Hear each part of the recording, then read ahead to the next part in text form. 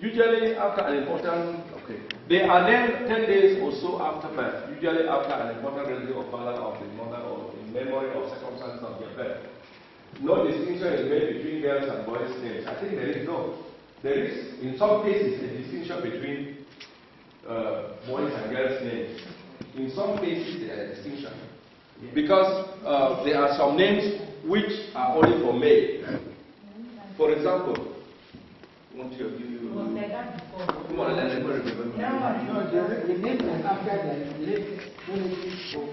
Yes, I'm saying that the name, there are some names which are only for women.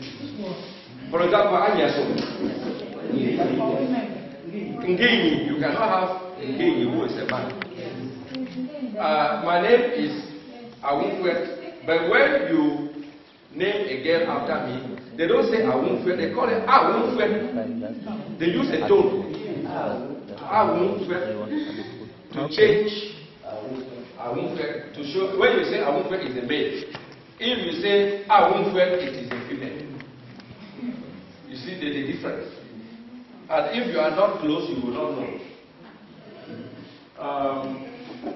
Twins, of course. Girls are yes and boys circumcised soon afterwards, yes. Circumcision usually for us corresponds to the practice of the Jews. We circumcise exactly 8 days, 1 week after birth. 8 days. You will say the girls' ears. The girls, they put the holes or the beautification when they grow up for the earrings. You are using orange. Yes, that's right. So now it has to do again with child. When you have a child, to avoid infection, they use wood ash, so that you will not have an infection, or the black soot from the ceiling. They put it there so that it has no infection. And they usually cut when the baby is born. I failed to mention this. When the baby is born, to cut the navel, what do they use? Bamboo. A bamboo, which is cleaned. They use a bamboo split and cut. So if you have at the hospital. Pardon? At the hospital. Traditional attendant. We are talking about and in some of the villages now, if you go somewhere in Wabane, or if the mother has a baby on the roadside, these things come into play. Okay. Because of the nature of the bad road, when you are transporting when a woman is coming to hospital, so many of these children, so many of us were delivered on the road. At that moment, there's nothing. The midwives come into action, and those who know what to do, they can use very well. Yes. Twins are welcome with a mixture of pleasure and constellation. They are otherworldly creatures, and a series of rituals must be undertaken to persuade them to remain with their parents on earth. I have to point out here, twins, very often, I think it was because of malnutrition and lack of health care that was necessary. Most twins develop complications. They die sooner than later. And they were supposed to be coming from a special world. So when they were born, whereas the family celebrates that it is a good thing that multiple births have come into the family, they take precaution and do some rituals to protect them from going back. They say that they come, they know where they are going to, and they choose who will deliver them. And that if you don't take care, even if one dies, the other will follow. And the moment the traditional birth attendant knew it, and so they will ask for a fowl, special chicken, to be given. My mother had 2 sets of twins, and we were happy for one reason. Very often, one of them will fall ill, Margaret, and then we say fowl. Then we know that with this illness, chicken will be killed. And so every time we will come and ask that my sister, are you not going to get it? Why are you sitting here like this?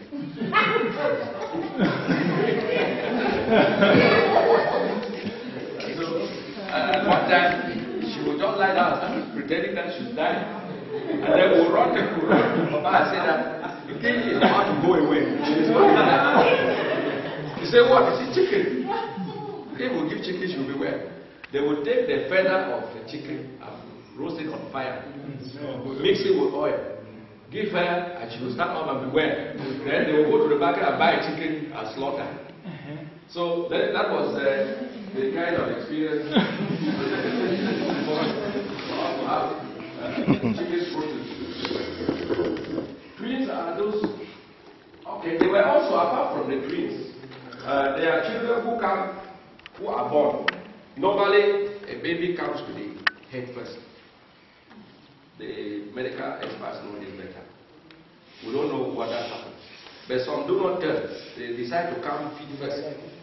When they come feet first, they say that they are announcing the arrival of twins after them.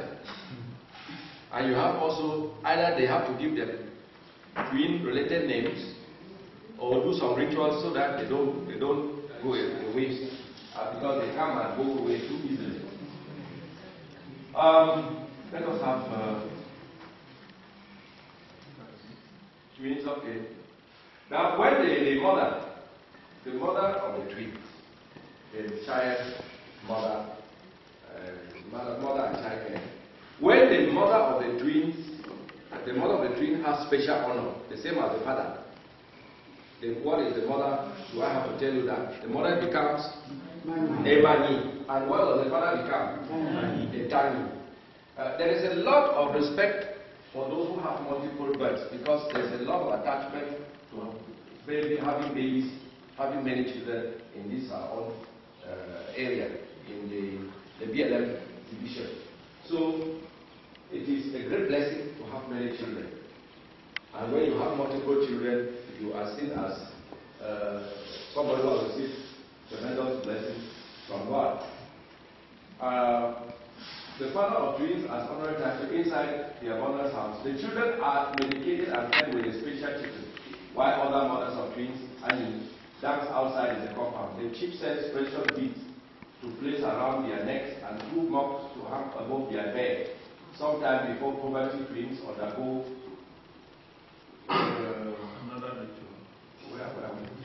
Sometime before puberty, twins undergo a further ritual whereby they are secluded in a house for some weeks, drawn with Nkemngu, red cosmetic, and given quantities of food in order to fatten them. At the end of this seclusion, they leave the house, then he sacrifices a cock and goat. And the Anyi dance, the final ceremony, tells the twins off from the spirit world, definitely. Yeah, we leave this on most of us, you may not, those of younger ones. Well, what my sisters are talking about, who were born twins, there was a time they put them in the house, did fattening, and when we went to school, we ran back because we knew they would come and eat something special. And then after some time, they robbed them with Nkemngu, and they perform rituals which kept them from the spirit world, because every time they have that connection with the spirit world, they can either die, in which case when they die, we don't say they are dead. They just go back. They can decide to go back. And there are many stories of how twins just decided to go away. 2 of them lie in the bed and go because somebody has wronged them, and so on. So this child mortality, infant mortality was closely related to the belief system. It was not seen as part of a natural process or of a disease. They had to do with determining whether the environment was conducive for them or not. If it was not, they would go away. And then, of course, even in the same way, those with sickle cell, if a family, a mother had problem with sickle cell children, they call them a jombe. They come, they are born, a week or 2 or 3 after they die, they say they are born again. Then, after the mother gets pregnant, nobody checks to know what is happening. They say, no, this is because there are some children who are going and coming back. I remember when we grew up, there was a young lady from Bindia area who was handicapped. She had some deformed face, and some handicapped leg. And every time they told us that she was an Ajombe who kept going and coming and harassing her mother. Until the last time she was born, they called somebody to come and put special marks on her. So she went and came back with all those scars on her and stayed, because they say, okay, now you know who. And she grew to adulthood. How true that was, I cannot say, but that's what I saw.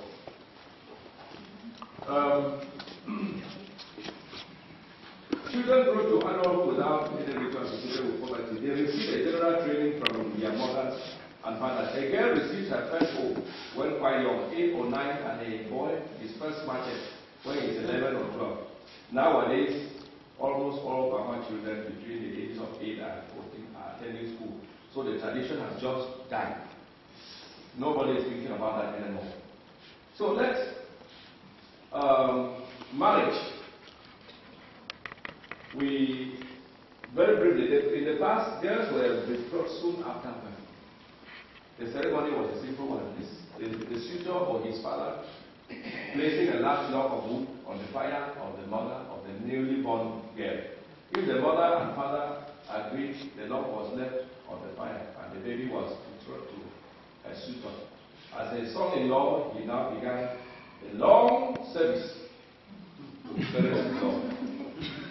Yeah, when the child was born, we know it.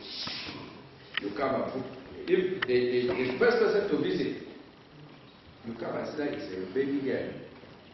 And maybe at the age of 60, I can still come when a young woman has had a baby and put my own name. That is my wife. And the girl grows. 15 years after, I will be 75. And that girl will be expected to marry me. If I die, I pass that to my successor.